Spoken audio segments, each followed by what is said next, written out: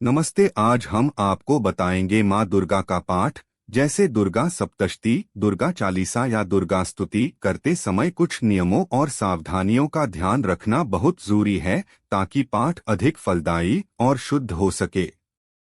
आइए विस्तार से समझते हैं।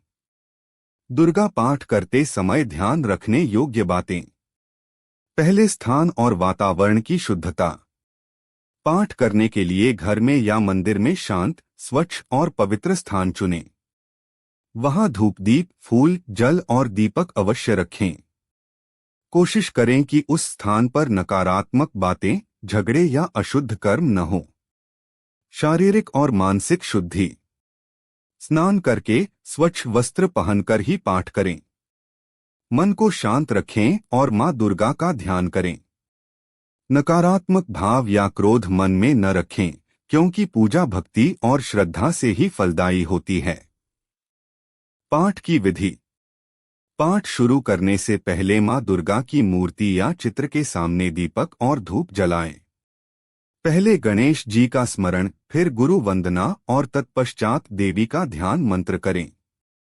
पाठ हमेशा उच्चारण शुद्धि के साथ करें, जल्दीबाजी न करें।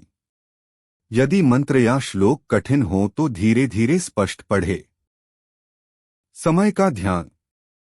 दुर्गा पाठ प्रातःकाल, सुबह या संध्या समय करना उत्तम है। नवरात्रि, शुक्रवार या अष्टमी को इसका विशेष महत्व होता है। भोजन और आचरण।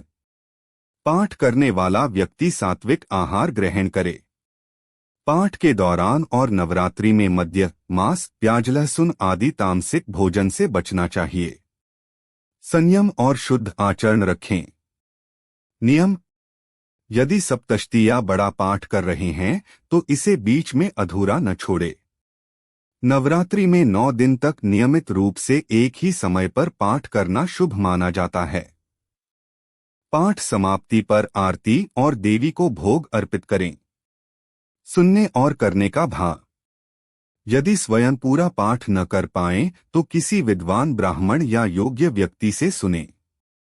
सबसे महत्वपूर्ण है पाठ में श्रद्धा और भक्ति का भाव रखना।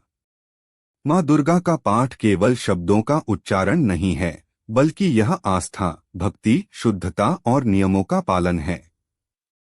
स्वच्छ मन, श्रद्धा, सात्विक आचरण और अनुशासन के साथ किया गया पाठ ही सबसे श्रेष्ठ फल देता है।